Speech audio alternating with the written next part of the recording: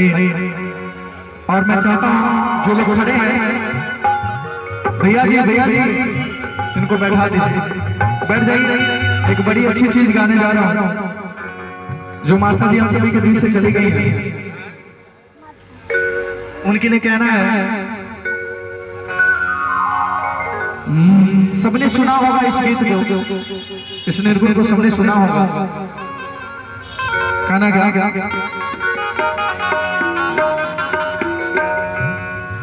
हो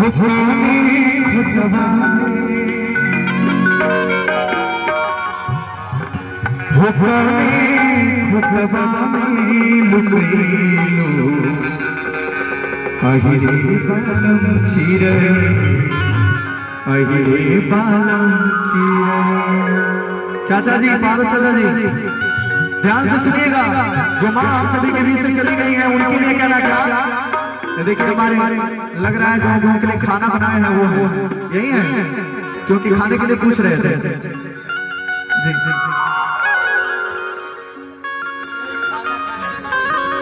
अच्छा, देखिए ये हम लोगों को कह रहे हैं खाना खाने के लिए, जरूर बहुत जल्द हम लोग आ रहे हैं, आइए। अच्छा, जो लोग बाकी हैं वो खाना खा लें, ये निवेदन है इस परिवार का। कहना क्या, आइए इस प्यारे से भजन का आनंद लेते हैं, इस निर्गुण का। और मैं चाहूंगा कि थोड़ा सा चाय पानी के साथ साथ इस गीत के लिए ध्यान दीजिएगा। 1 2 3 4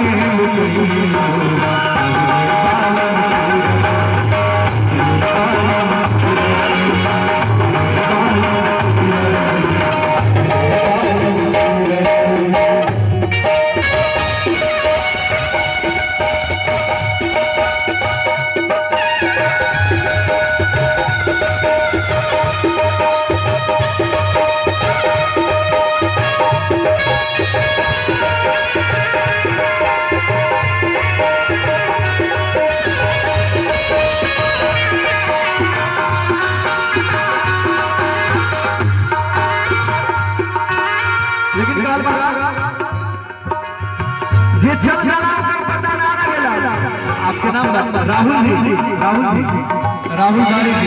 भैया की तरफ से ढेर सारा आशीर्वाद। हरेंद्र गौड़, राजू सैनी। अच्छा, राजू सैनी नाम है आपका। दोनों लोगों का चेहरा मैच कर रहे हैं, इसलिए कहना क्या बिना भैया। बन बन ढूंढली ढूंढली नदी के तीरे,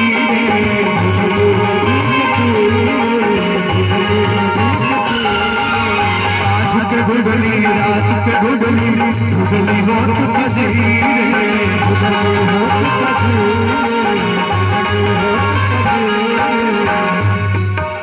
जन में ढूंढली मन में ढूंढली बीच बाजारे,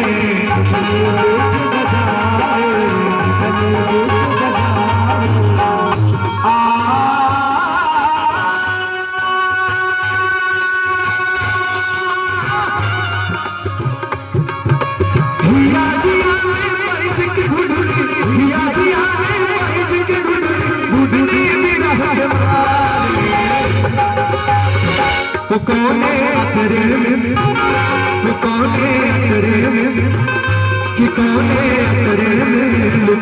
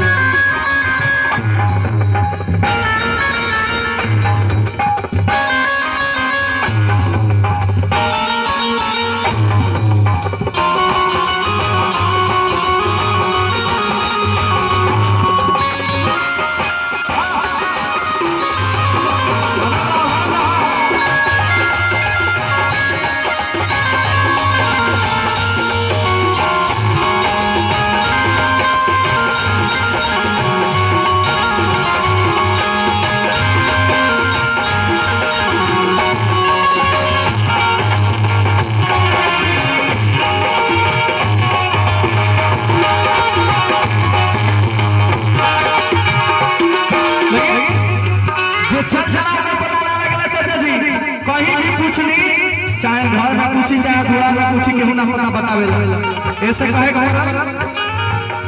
निर्गुण के भाव गीत के हम हर कड़ी से पुछली राग मिलन से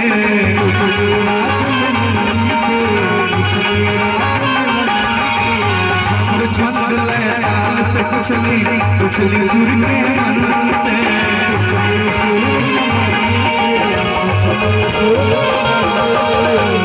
किरण से जाके पुछली नील गगन से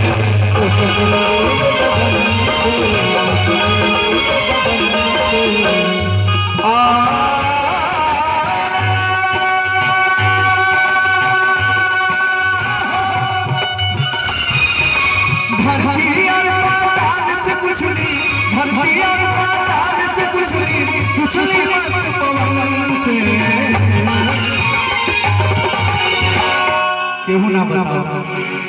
केहू ना बताओ जे जाए वाला रहल कहाँ गए ऐसे और धरती और पाताल से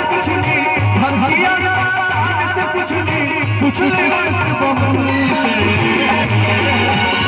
तो कौने सुबना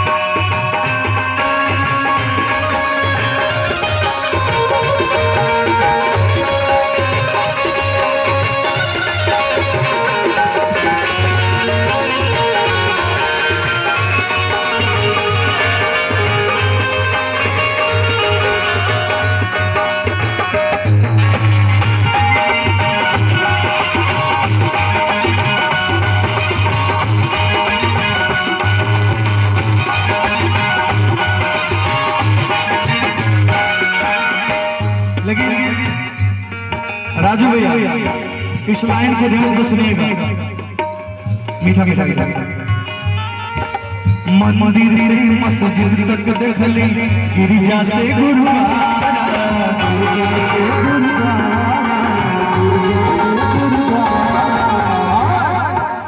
गीता और कुरान में देखली तीरथ सारा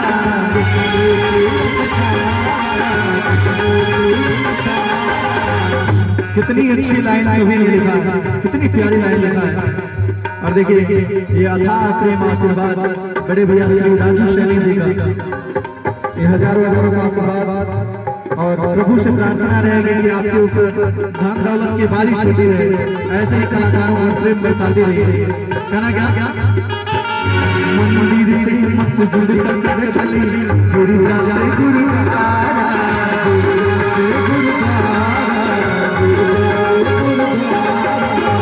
गीता और कुरान में देखली तीरथ सारा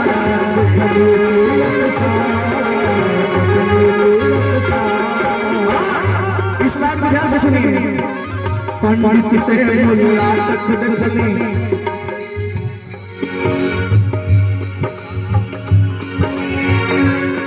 देखिए पुनीत भैया जो इस परिवार के सदस्य हैं बेटे हैं उनके मौसा जी की तरफ से पुनीत भैया के मौसा जी की तरफ से। भैया आप नाम बता दीजिए।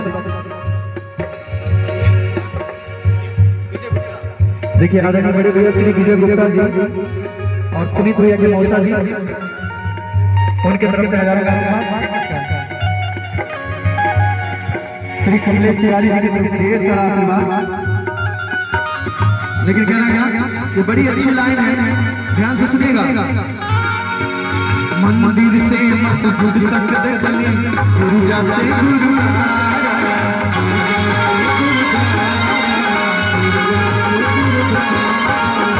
गीता और कुरान में देखली सारा।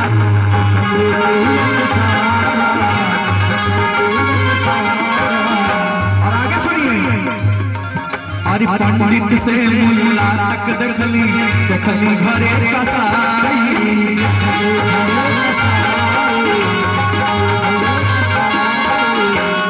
लेकिन कहीं ना पता चला राजू भैया,